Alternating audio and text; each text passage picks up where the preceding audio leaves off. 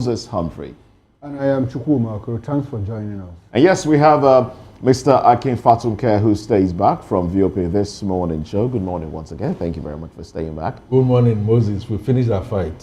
No, we haven't. We'll get into another round of it. I love you. We'll get into another round of it. And also we have Dele Fanimo, who is a seasoned reporter and also a public affairs commentator. He joins the conversation. Good morning to you. Good morning, everybody. I'm my big brother. All right then. But they said you were a reporter. I thought you were an editor. No, sir. You are first a reporter before you become an editor. But you are an editor. He wants to stay humble. I want to. No, it's not even humility. But the right word is the reporter, because you still report every day of your life. Okay. Okay. Administrative position is editor MD. I thought All right. Okay. Yes, sir. Well, we'll be going to. We'll have Dr. Bright Onyogo Kuka join us from Benin in the course of the program. And we'll all be sharing our views and thoughts on the headlines from the dailies. And we have The Punch. We'll be starting off with The Punch newspaper. The banner headline here reads, Defections. PDP calls emergency meeting to halt Hurricane Tinubu. Nigeria not drifting to one-party state presidency. APC welcomes Zubariwari. Others today. Well, the spate of defections, the wave of defections around in many states. Some have said, look, this is just the beginning.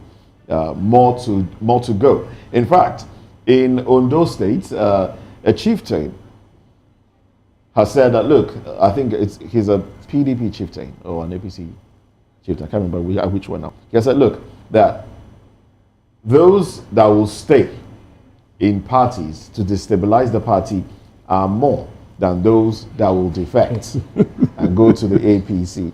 So more trouble awaits political parties in Nigeria as we approach 2027. Chukuma. Oh, well, a lot of people believe that Nigeria is headed to a one-party state. I don't think so. I don't think so, because we also have, the PDP is not clearly decimated, despite the fact that they have problems. The PDP is not clearly decimated. Really, if they are left with one or two, or three governments, three states before 2027. Labour Party is there. Alex Otika has then said, look, he's not leaving a Labour Party to APC. We also held Tompolo advise Fubara, stay where you are. Don't leave the PDP. Don't go to APC. I think I'm right in that. Yes, he did that. Tompolo said that. And Bodo George also. Too, but the fact that they have said it doesn't mean that Fubara is not going to hedge his bets. He's going to look at where the things go right for him. Where things go right for him. Now that said, Nigeria descending to a party state. My problem with this is it going to solve our problem?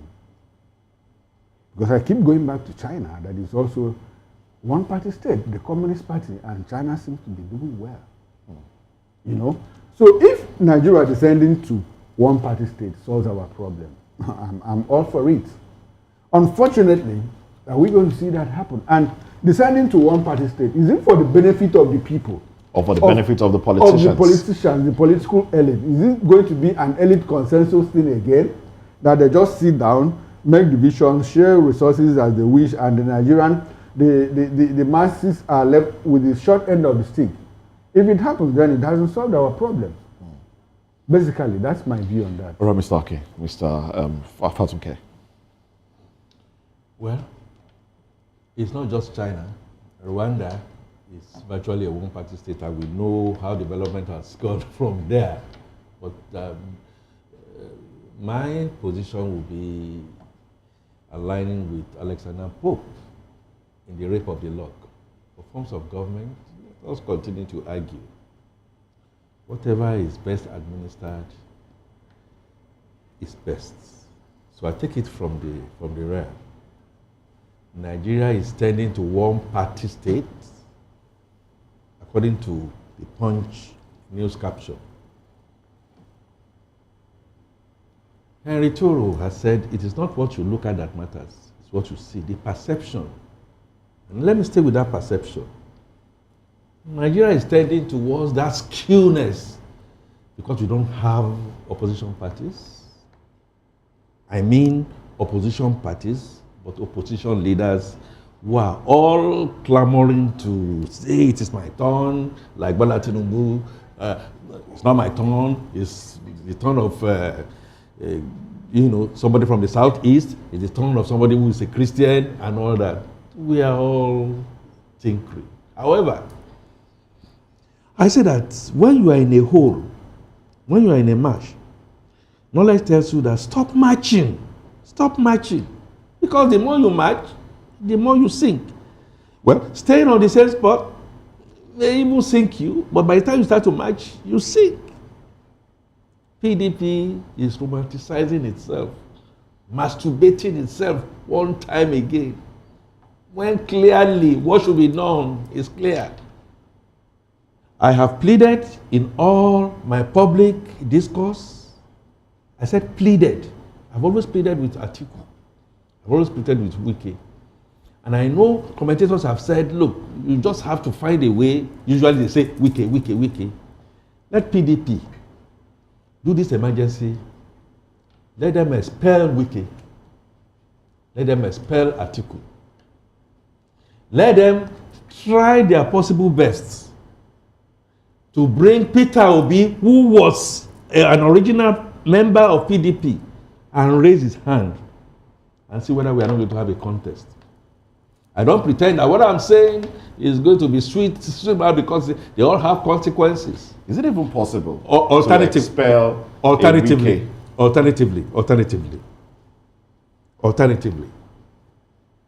stop marching.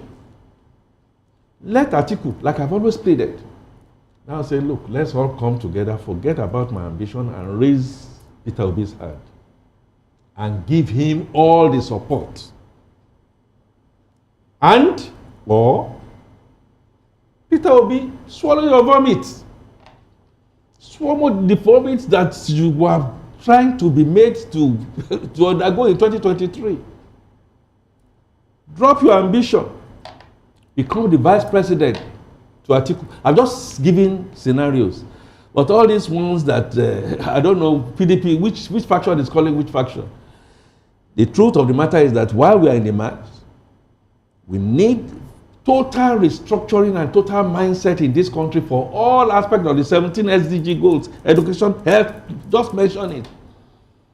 Let them do that right now, and let the coalition now have some faith. If that is possible, then we can have a contest. Okay. When I say a contest, that it will go either way. Okay. Now, but if they continue to romanticize themselves the way they are romanticizing themselves, like I've always said, Bola Tinubu's second term election is given. Thank you. It's given anyway. It's given. Well, we have Dr. Bright Onyebekuka joining the conversation. Good morning to you. Thanks for joining us again, Dr. Bright. Okay. We'll wait for you to unmute your microphone and then come back to you to take your take. But let me put this out there. Do we on this table think that it will be easy to expel a Wike from the party? Do we think that if, like Mr. Fatuke did say, that expel Wike, expel Atiku, and then bring a Peter Obi into the conversation, do you think Nigerians, obedience, will go to PDP with Peter Obi? I mean, I'm just putting the question out there. Great question. Most of the permutations are not likely to work. They're not likely to work. Because Atiku, as we speak, I don't know of tomorrow, his body language suggests that he's still going to contest in 2027.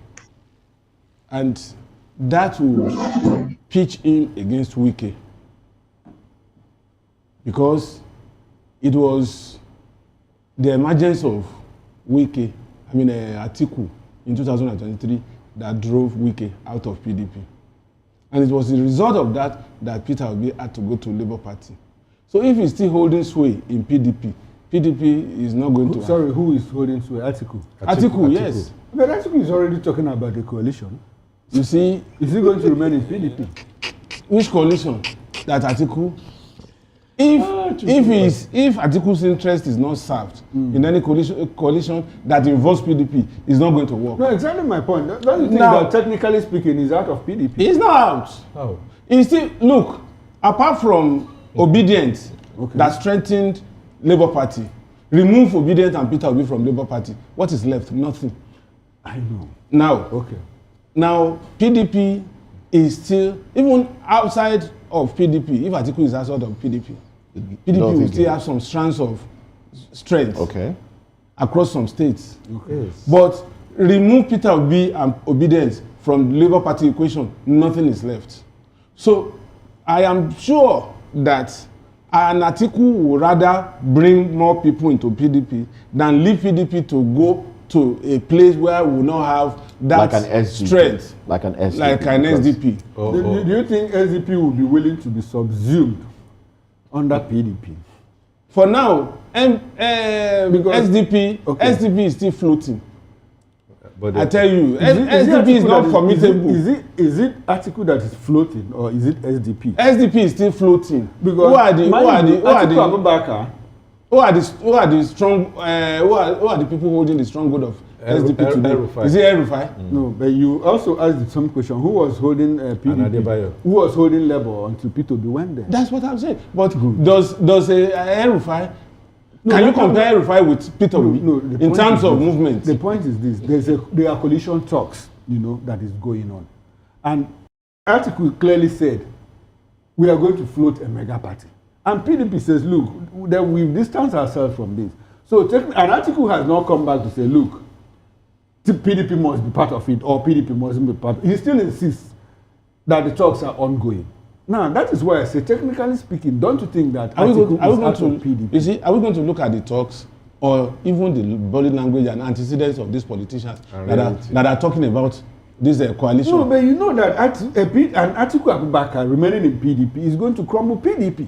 Because, like you said, Wike will come back and not allow him to get the ticket. So, do you think that Atiku will still remain in PDP? Wike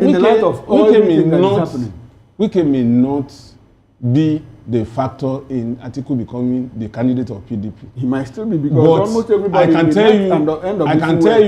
tell you that the actual job Wike has been commissioned to do in PDP will still continue. Exactly. So, and what will now happen is, if Atiku insists on being a candidate and not a winner, it is fine for Wike. And whatever vote that should have come to other party will be divided. And then Tinubu will now hold a block vote. That's why people are saying that with this kind of arrangement, it's like giving a blank check to Tinubu for second time. What kind of arrangement in particular? The arrangement of PDP holding their forte, Labour Party not decided, and SDP in formative stage. You don't think that any merger will happen? I don't see a strong merger. I don't see a strong merger happening. All right, Dr. Bright.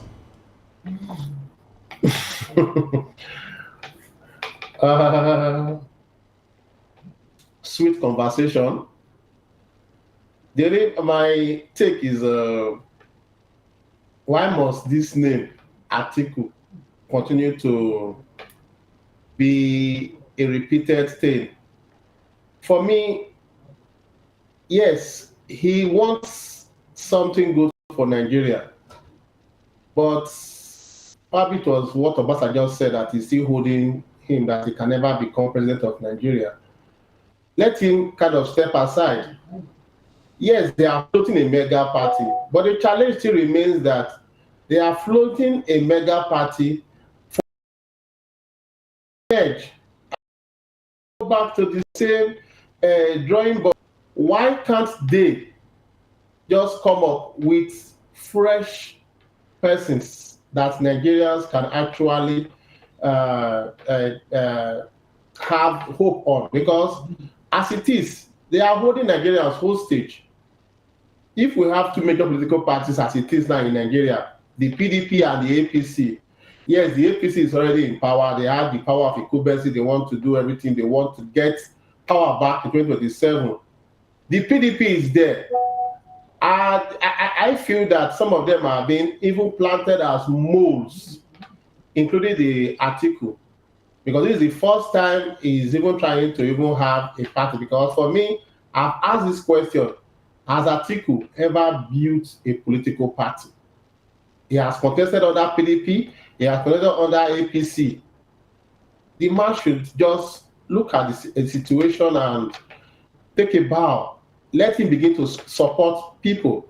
Because in 2023, for example, if the likes of Atiku has supported Peter Obi, maybe the story would have been a little bit different from what is on ground. But those names, that name particular, should just kind of step aside. They are contested against Jonathan, contested against Buhari, and even Tinubu. Let him step aside. He cannot be the Abraham Lincoln of Nigeria. He should just step aside. Let's get a fresh blood. Whatever mega they are doing, let them also realize that APC is not sleeping.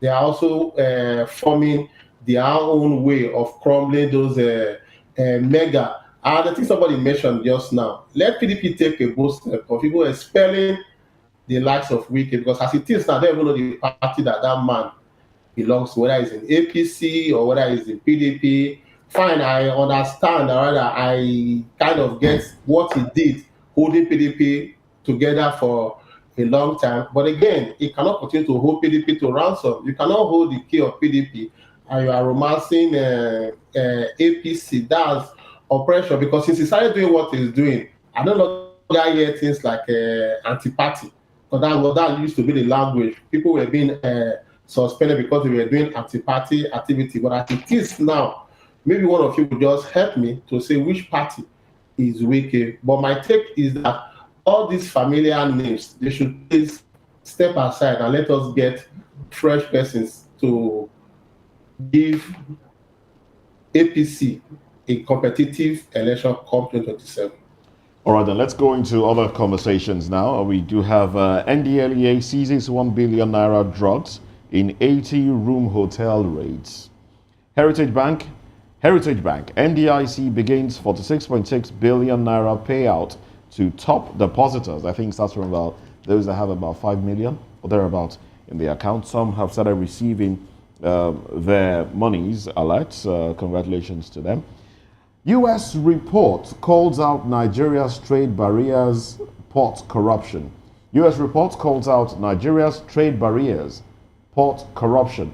And Fitch upgrades Lagos, Kaduna, two other states' investment rating. Although doctor, others face charges over abortion for 10-year-old victim. FG targets 70% local pharmaceutical production. All right, so these are the headlines here. Let's start off. Let's just talk briefly about the U.S. reports. U.S. report calling out Nigeria's trade barriers and port corruption. Let's just talk briefly on that one. Anyone? Chukwuma. You want to go first? No, go ahead. No, Chukwuma. No, you go. Chukwuma. I thought people in white, they seal.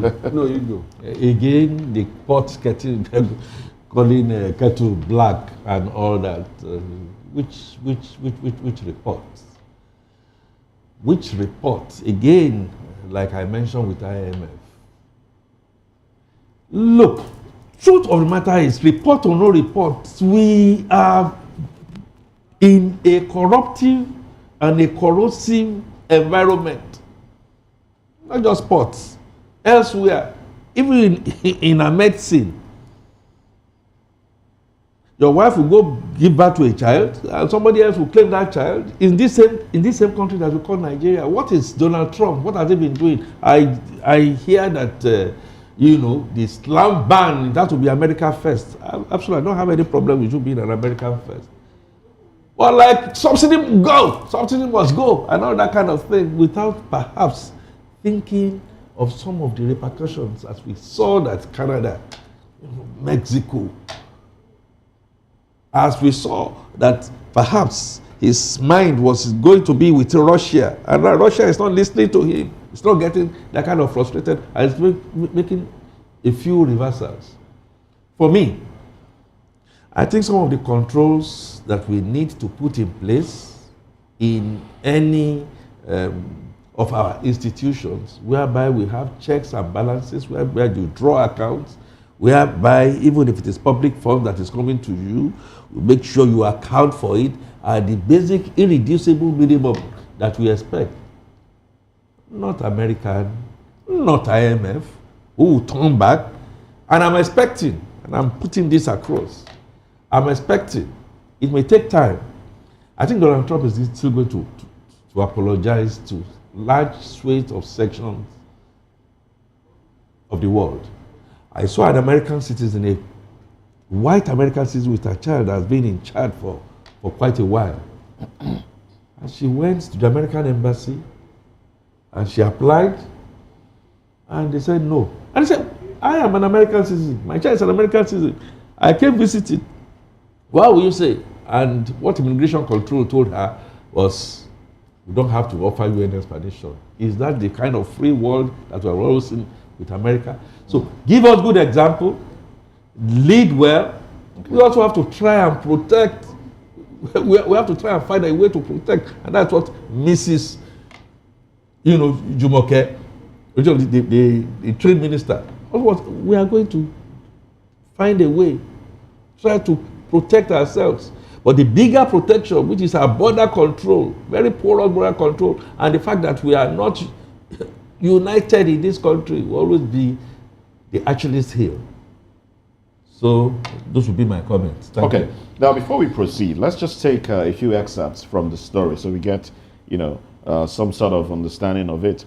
The U.S. National Trade Estimate Report on Foreign Trade Barriers stated that since 2019, the United States has sought to negotiate import permits for the export of several categories of U.S. food and agricultural products, but Nigeria has been slow to approve these requests. The USTR, that's the U.S. Trade, noted that Nigeria's weak capacity to review certificates, inspect goods, and conduct testing had contributed to long clearance delays, forcing many traders to rely on informal channels. And then, you go further into the story. The Nigeria Customs Service continues to ban the import of 25 different product categories. It added that the report pointed to systemic problems in Nigeria's customs administration, including corruption, manual processing, and inconsistent interpretation of trade rules. Importers report inconsistent application of customs regulations, lengthy clearance procedures, often due to outdated manual processing system, and corruption. This is according to the USTR. Okay, now I think I would like to center on the issue of corruption. Like Mr. Apatuke said, it's not only in the port. It's systemic, it's everywhere. And the people that did a coup on January 15, January 15, 1966, also said, look, they were trying to flush out corrupt elements within the government, within the system. So corruption is a systemic thing in Nigeria. But the big question is, should it become, or has it become a norm? Has it become a norm? That look, governments in and out of office they say, oh, we are coming to fight corruption. Buhari and Babangida also, when they came in 1983, it was on the same issue of corruption. Now, Babangida now flushed out Buhari, still on corruption. Obasanjo. And Obasanjo. How? Obasanjo fought corruption. He started EFCC, he started ICPC. And he fought it to a standstill. Good. And we also had the people that shoved aside Shagari also said, look, we are coming to fight corruption. So, like I keep asking, should we allow it to stay? Has it become part of us? Has it become a tradition? Because you see, every government come out to say, look, we are going to fight corruption. Now, we have a government now, and that is the government that is led by President Bola Ahmed Tinubu. Let us examine how far has it gone in fighting corruption. That is the big issue. Judiciary, how many convictions have we had in the past 18 months or so? During the Buhari regime, how many convictions did we have?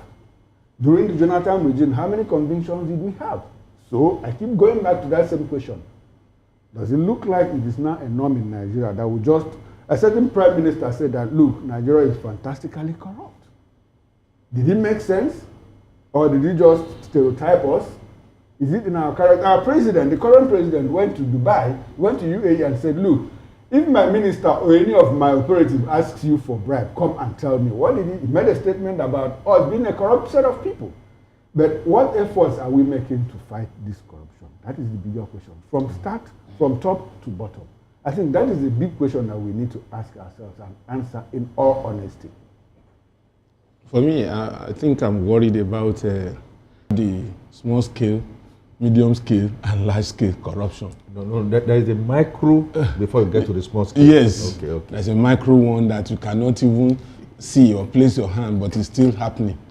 Now, in all of this, if you do an analysis of our attitude to corruption, you will realize that the ultimate is the large scale. And the large scale is shipping back money thrown at us back to the owner. Now, in the first instance, the word corruption couldn't have been corruption. It could have been homegrown name that does not have interpretative meaning in English words. But because these people were also corrupt, and they also brought that corruptive tendencies. Up to today, nowhere in the world, multilateral loan, and this money, almost 75% are stolen by individuals and shipped back to the source of the loan. And these people, they are receptive to some of these things. If you don't have a buyer, you don't steal. There was a time in this country that to secure your television monitor, you have to double lock your house, and you won't even sleep well because anybody can just barge in and take your television. But today, if you open your homes, because there's no willing buyer for second-hand television, nobody steals television anymore like it used to be. Now, if we don't have people who take in this money that our state actors are taking away from this country, I tell you, corruption will be minimized. Because if you know that you don't have anything to use the funds, huge funds, billions of naira, okay. Now we are scaling up to 1 trillion, 1.3 trillion, stealing. And you can't put 1.3 trillion in this country that it will even make you mad. But you have to take some of it out there and keep. All right. I like the analogy you made. Sorry, I like the analogy you made about, stealing here and dumping elsewhere. Yes. And the fact too that this the stealing is layered. Yes. You have the micro. Yes, you have the small, medium, and large. Now the question is, you also recognize the fact that some of the monies that are stolen are also kept here. Some, but not as huge as the one they take out. Now, I think they are kept in septic tanks. Please. Good. Now, but the issue we should be looking at is magnitude, the level of corruption. Now, the people that steal abroad, the people that steal either from their government or from their businesses, the question will be, where do they keep the money? They don't keep the money in their home country. Do they keep the money in their home country as well? Or do they bring it to us here to keep for us, us to keep for them? You see, the level of corruption in that place is minimized because it's tracked through systemic means. So the question should be, what have our governments done to create that tracking system here? That is what we should be asking. I'm not saying that because the US is corrupt too, and the UK is corrupt, and Canada is corrupt. Corruption is everywhere, but like the level. Now they have systemic checks. Yes. Are we able to put those systemic checks here? You see, it starts from even IGR. Okay. Today, some states have automated IGR collection. Okay. But some states have refused. Deliberately. Okay. Because it is easier when you don't have any tracking system. Unfortunately, sir. Dr. Bright, please, let's have your take. In this country during the appeal of Goodluck Jonathan, and the opposition took it when he said stealing is not corruption.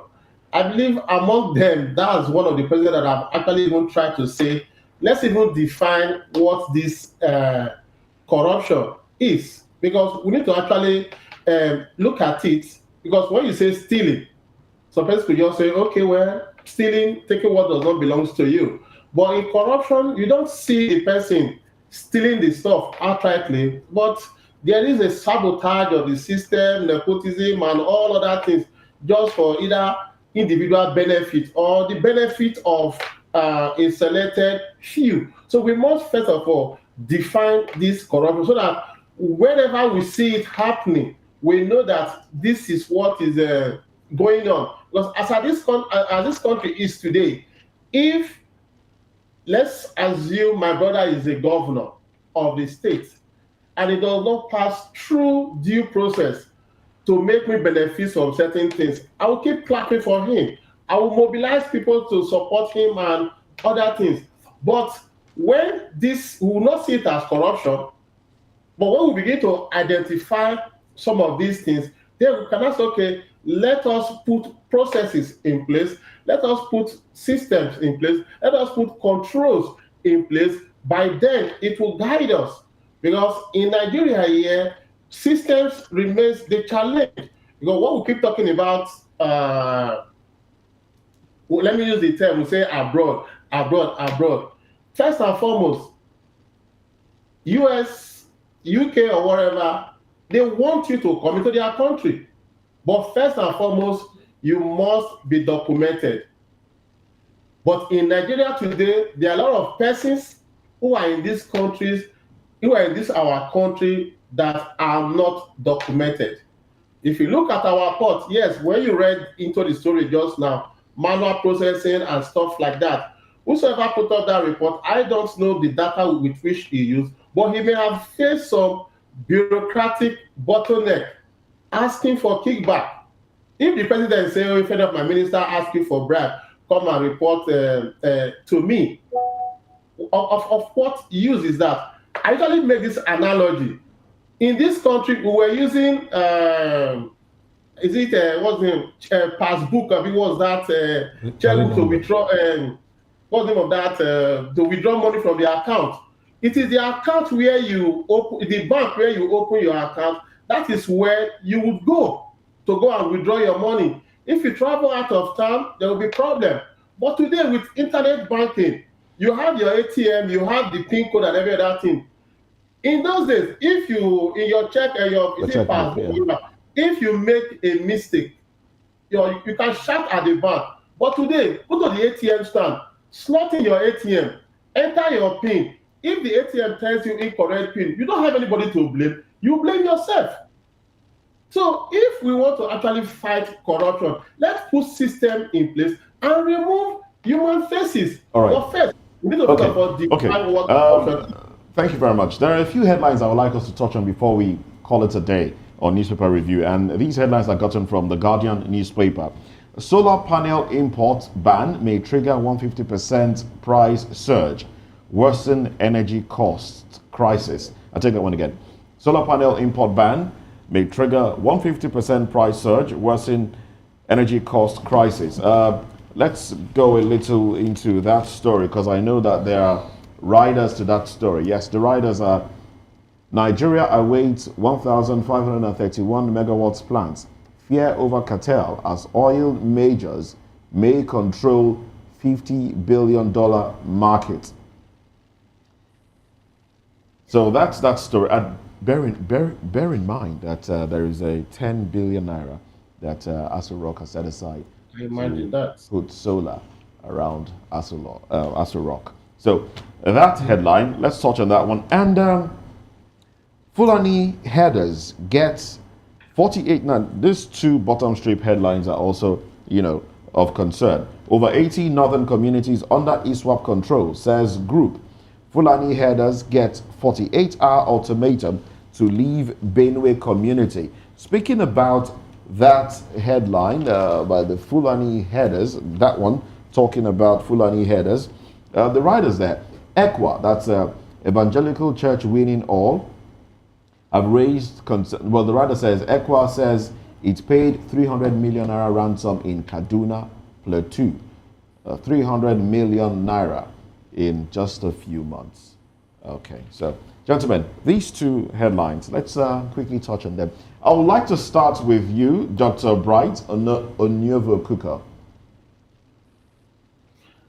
Well, for that 150% price rise on solar, you see, it's just one way of trying to make some other persons rich, because you are banning it without control. Automatically, smuggling will still be coming in, and there is still no check and balance. So, if there is no free flow of it into the system, the those that will smuggle it automatically will increase the prices. It happened some time ago with some commodities. They were kind of banned, they were restricted, but we still find them entering the market at a very high rate. So I think the best bet is let the government of the day do the needful. But it's disappointing that an administration that has promised you and I light, they are now going to solar. So it means the national grid that they are trying to even build to supply us, they are leaving it. So if they don't use it, how are they going to maintain it? This is another pathetic situation. I will just stop it there. All right.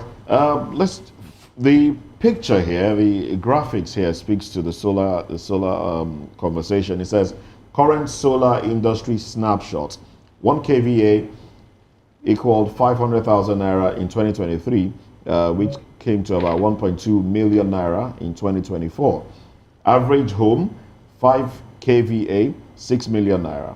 Medium business, 10 kVA equaled 12 million naira, And then the yearly solar deployment growth from 2015 up until 2024. We've seen it rise from 11 megawatts, 11 megawatts to about 144 megawatts, in a space of a few years, 9 years. Okay. Well, let me come to you now, Mr. Dele. You see, the failure of... By the way, we know that we're beginning to see substandard solar panels that are causing rooftops to ignite. Fire incidences have been, related to the use of substandard solar panels because they catch fire on rooftops. When there is no effective regulation, all manners of things come into play. I once told a story, I don't know if it was here, that when I went to Bangladesh in 2019, I went to a pharmaceutical company, and because they saw me as a black man, the first thing they did was to ask me, "Are you in Nigeria?" I said, "Yes." They said, "What have I come to do?" I came to make inquiries on how to import drugs. And they took me to, I guess it's the marketing manager, and we got talking. He now told me that what specification do I need? So the reporter in me entered that conversation to the point that, like, okay, it's supposed to please 150 million. Yeah. To Nigeria, it doesn't have. So the conversation ended somehow, and it became very instructive. All manners of things are coming into this country without checks. Yet we have a Standard Organization of Nigeria. We even take quality assurance test before those solar panels, batteries, and whatever it is are imported into the country. But they give that seal approved product. And sometimes when we talk about armed robbers, in fact, I would rather armed robber and kill those who do this kind of business. Because an armed robber cannot kill at a go. But somebody who something like what we are talking about, the solar panel you can imagine if at the day there's fire outbreak. That even involved the sister, I think Pato Rankin's younger sister, who just got married. Oh, at Ibeju Yes, she was yes. with her husband, and then the A storage tank. the battery. No, the battery. The Yes. the rechargeable, whatever battery exploded, caught fire, killed the couple. So Right now you know how many that one was reported probably because it involves Franklin's sister. How many people in the hinterland that would have died in that process? That The hinterland. Solar. You know that a lot of people live on solar. They live on solar. You know? Right. So when you now have such kind of thing, you now begin to ask yourself, maybe these people need to understand the multiplier effect of their actions and inactions. Because it cuts across. You're talking about solar, you're talking about medicine, you're talking about anything in this part of the world. Anything comes in. When I was coming from Dubai, I bought there it was openly displayed in the shop. This is for Europe market. This is for American market, and this is for African market. And there is no difference In look. in all the three. So I chose to buy American spec, and I now ask questions.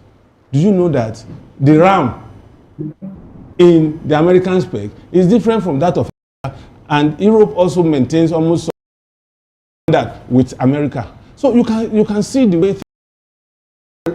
Beyond that, it might also not be a substandard product built compliant.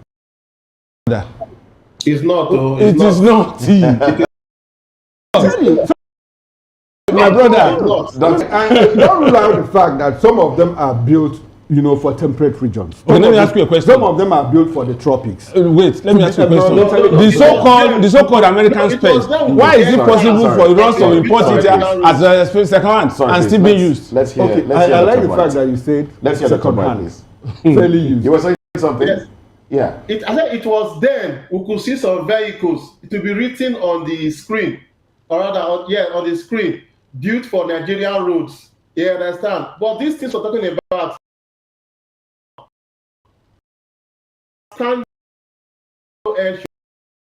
Okay. they should be called out. They should have equipment to check. Okay. Run All right. real quality check. It's not as if they don't have. No, Right. see, this is my point. This is my point. My point is that in as much as we know that Nigerians go there to build substandard products, I want for us to believe that, some of these specifications are tied to the environment that they are using. Like you said, the laptop. You might have African specs to the tropics. Some of them are built for the temperate regions. That is what I want us to understand. No, I don't want to agree with you. Go ahead, please. Oil and gas. And I work for a company. Okay. In all my years I visited Nigeria, those things that we have called bastard and debt, it was somebody's nestling, all those things. And we're going to bring in tanks.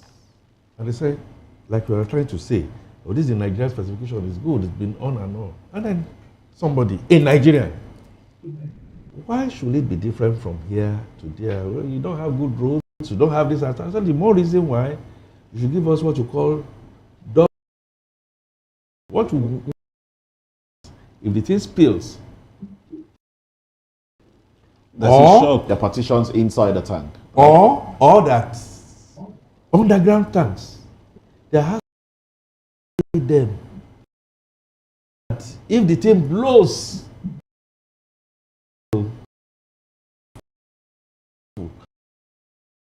saying petrol station,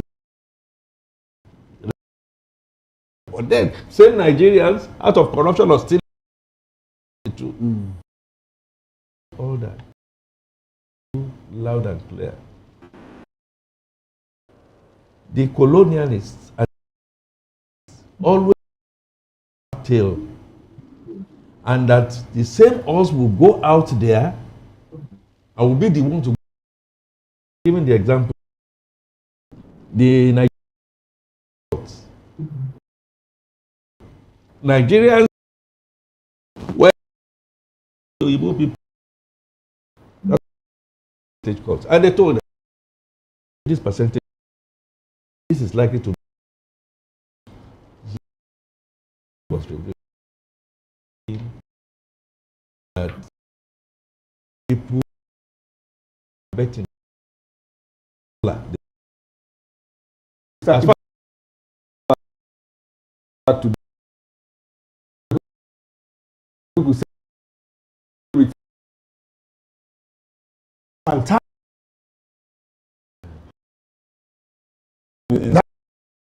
Nigerian roads.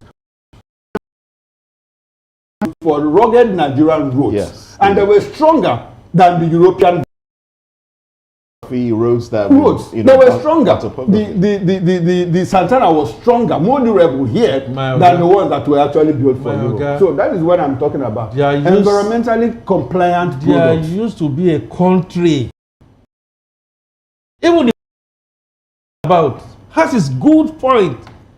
Nigeria bastardization that we are talking about. So built for Nigeria standard people.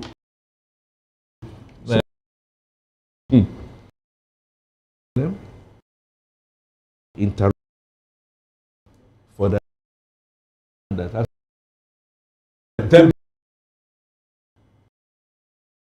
going to do the problem to buy the local that are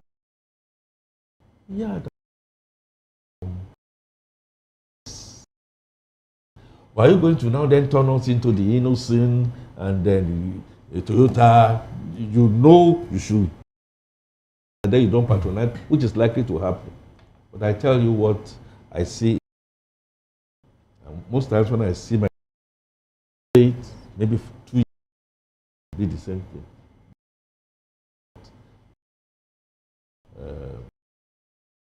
Solar. To high importation. I won't be able to explain, but I know that it is going to be dead on arrival. Right? A bit of the economic impact of talking about smuggling. You know, economics and policies has to be fully integrated. And that takes me back to where we started from. Okay, yes. Nigeria. In terms of being able to trace, like number one, in the person, it's like a garbage. Now put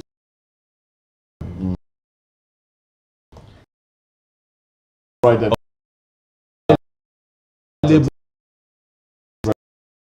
Right.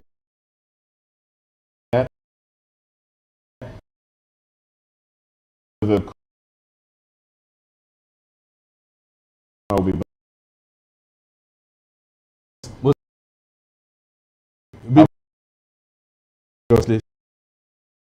I want to, and I want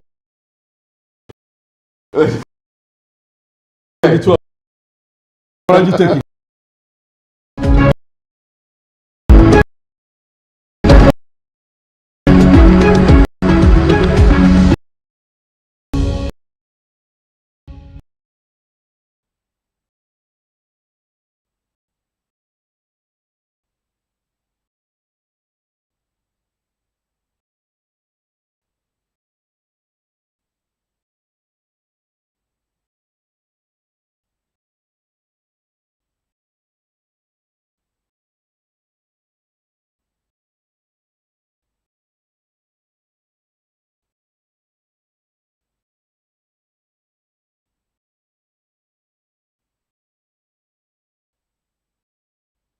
To know the happenings in the maritime sector, join us on the program Maritime Frontiers on watching Voice of the People. All right?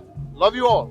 Hello, sweetie. What's going on? My name is Kiki. Keep watching VOB TV. Thanks. Hey guys, what's going on? Olumide Oru, the Fresh Prince of Lagos here, and this is VOP TV, guys.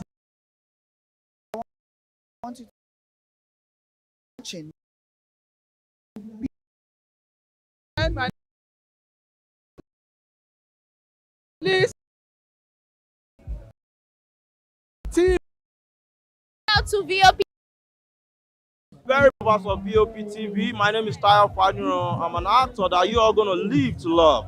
Keep watching. Cheers. Hi everyone, so shout out to VOP TV.